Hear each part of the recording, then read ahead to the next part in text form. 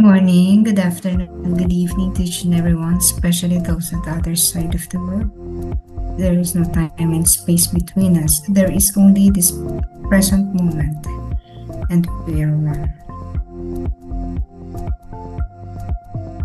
We are now on their engine number 1244. Medyo mahaba na po. August 15, 1937. During meditation, God's presence pervaded me keenly, and I was aware of the Virgin Mary's joy at the moment of her Assumption. Towards the end of the ceremony carried out in honor of the Mother of God, I saw the Virgin Mary, and she said to me, "Oh, how very pleased I am with the homage of your love." And at that moment, she covered all the sisters of our congregation with her mantle. With her right hand, she clasped Mother General Michael to herself. With her left hand, she did so to me, while all the sisters who were at her feet covered with her mantle. Then the Mother of God said, "Everyone who perseveres zealously till death in my congregation will be spared the fire of purgatory. And I desire that each one distinguish herself by the following virtues: humility and meekness, chastity and love of God and neighbor, compassion and mercy." After these words, the whole congregation disappeared from my host, who instructed me about the will of God and how to apply it to my life, submitting completely to His most holy decrees. It is impossible for one to please God without obeying His holy will. My daughter, I strongly recommend that you faithfully fulfill all God's wishes, for that is most pleasing in His holy eyes. I very much desire that you distinguish yourself in this faithfulness in accomplishing God's will. Put the will of God before all sacrifices and holocausts. While the Heavenly Mother was talking to me, a deep understanding of this will of God was entering my soul. August 15, 1937.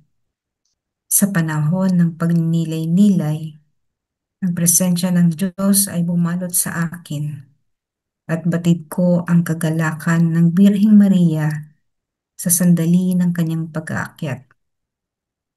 Sa pagtatapos ng seremonya ay sinagawa bilang parangal sa Ina ng Diyos, nakita ko ang Birheng Maria at sinabi niya sa akin, "O napakasaya ko sa pagpupugay ng iyong pag-ibig."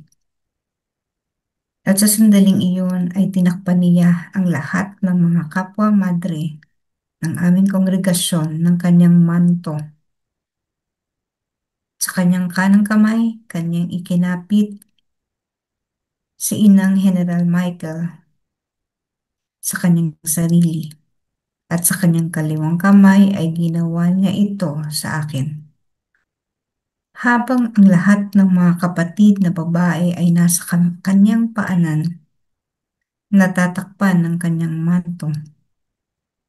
Pagkatapos ay sinabi ng Ina ng Diyos, "Ang bawat isa na matyaga at masigasig hanggang kamatayan sa aking kongregasyon ay maliligtas sa apoy ng purgatorio, at nais ko na ang bawat isa ay makilala ang kanyang sarili sa pamamagitan ng mga sumusunod na bertud: kababaang loob at kaamuan, kalinisang puri at pagmamahal sa Diyos at kapwa, habag at awa.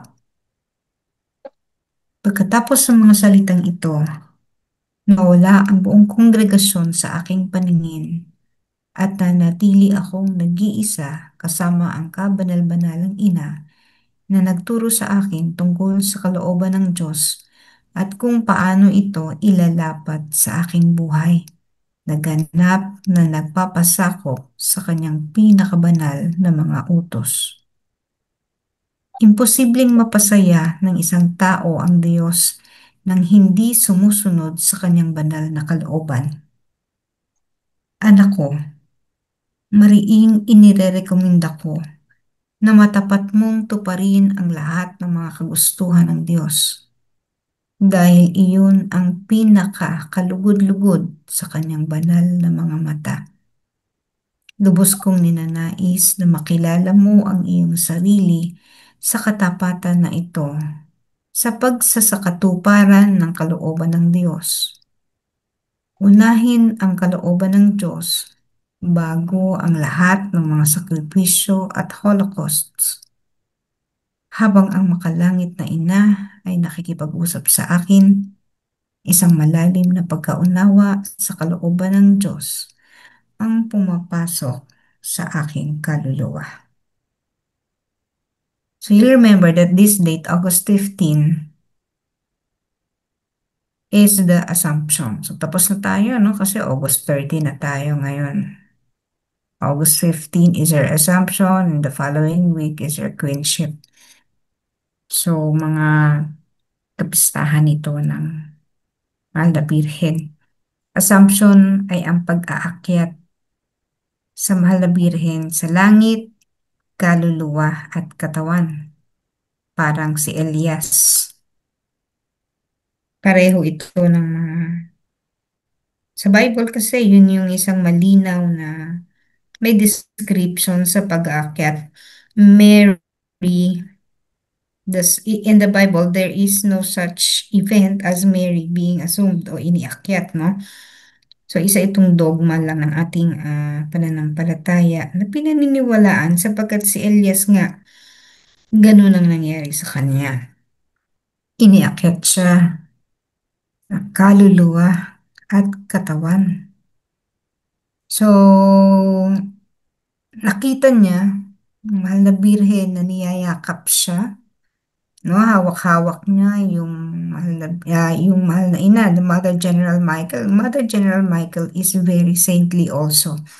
And then on the other hand of the Virgin Mary, yakap-yakap niya si Faustina at sa paanan ng mahal na birhen yung kanyang mga kapwa madre. So imagine niyo yun, ano? Yung buong congregation binalot ng manto ng Mahal na Birhen. Manto is the mantle, no? Yung kapa ng Mahal na Birhen.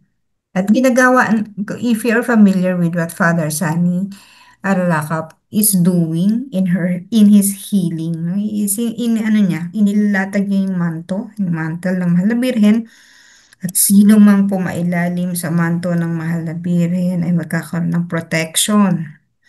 Dito ang sinabi niya sa purgatory, lahat ng susunod, no? Sa kalooban ng Diyos ay maliligtas sa apoy ng purgatorio. Yun ang sinabi niya. So, actually, hindi lang yan yung kongregasyon ang ipinapailalim ng Mahal na Birhen sa kanyang mantle, no? But all of us, lahat tayo, lalong-lalo na yung mga saints na buhay, no? Those who are souls who are glorifying the mercy of God. Talaga yung mga magiging saints, yan yung talagang protected by the mantle of the Virgin Mary kasi takes care of the saintly souls on earth, the living souls on earth. So sabi nga niya, everyone who perseveres zealously till death in my congregation will be spared from the fire of purgatory.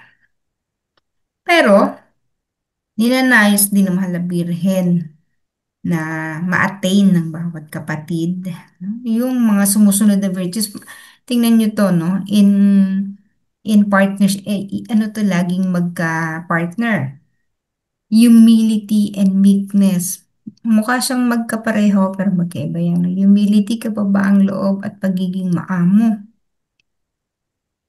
Magkamag-anak siya pero magkaiba yan. Humility, yung kababaang loob mo, no? Hindi ka mapagmalaki, ang mga bagay ay lagi mong kahit sa panahon na ikaw ay inaalipusta, mapagpakumbaba ka rin.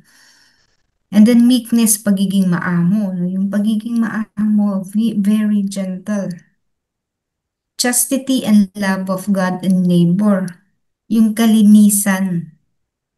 Kasi ito ay mga kapatid na mother, they are expected to be chaste. When a person is chaste, malinis, no? Kaya napakataas ng rank ng mga virgin in the order of the saints kasi napagtagumpayan niya yung isa sa pinakamalaking tukso na pwedeng ibigay sa isang tao. Yun yung the sexual desires and all of that. Kapag napagtagumpayan yun, ang laki ng rank mo in terms of the attainment of the soul while here on earth. Kasi nga mahirap yan, pagiging chaste. And the love of neighbor and God, of course. Pangatlo, compassion and mercy, awa at habag. Of course, this is expected. Compassion and mercy, expected yan for us being divine mercy devotees. So, yan yung tagubilin ng mahal na birhen sa buong kongregasyon, which we can also adapt or ano natin, no? Gawin sa ating buhay. And then the Holy Mother instructed Faustina to follow, always obey the will of God before anything else. Kung ano ang kalooban ng Diyos, minsan mahirap tanggapin. But it is the will of God. Mayroon akong, actually nalulungkot nga ako, no? Kasi sabi ko, why Lord or did this thing happen? Di ko nakukwento ko nang nangyari, no? But it was really very sad. Bakit nangyari yun? No? Bakit na-wire yung aking utak sa ganun? And I was asking the Lord gawan niya ng paraan, pero hanggang sa last moment, hindi niya ginawa ng paraan. Para naman Lord ito sa kabutihan ng kaluluwa and not after expenses I had to pay because of that, to be responsible for the mistake that I had done. Pero sabi ko, Lord, gawan mo naman ang paraan to for these souls. Kaya lang, hanggang sa last minute, I was not able to have the prayer that I was praying to the Lord. And so this is the will of God. Yun na yung will of God. And mahirap tanggapin, hindi ko pa rin maunawaan bakit ganun. No? Pero it is the will of God. But it has affected other souls, which I do not want. Pero siguro, yun na rin ang kalooban ng Diyos para sa mga kaluluwang yun. But anyway, what is the will of God? The will of God is sometimes difficult to follow. Kasi nga, kung ano yung comfortable kasi sa atin bilang tao, yun yung least resistance eh. Yun yung hindi ka talaga masyadong papalan. At karaniwan, yung least resistance, yun yung favorable sa ating body, to the physical body. No, ito yung gusto madali nating magustuhan kasi it is giving us pleasure. No, pero the things that do not give us pleasure, example, humiliation, difficult jobs, no, yan yung hindi natin agad-agad naiintindihan at unawaan, the separation from loved ones, no, yan yung mahihirap tanggapin at minsan sabihin natin, hindi natin kinikilala na ito ang kalooban ng Diyos. Really difficult. madaling sabihin, no? Sa mga reflection natin, parang ang dali-daling sabihin, but it's really very difficult to follow or obey the will of God. Kasi ito yung nagbibigay sa atin minsan ng pasakit eh. But there is always grace to the pain that we are experiencing. Yun na lang yung consuelo mo na iisipin mo at the end of all of this. There is grace. And I hope and I pray that we be able to see and witness the grace of God the fastest way when we are always in doubt in following the will of God.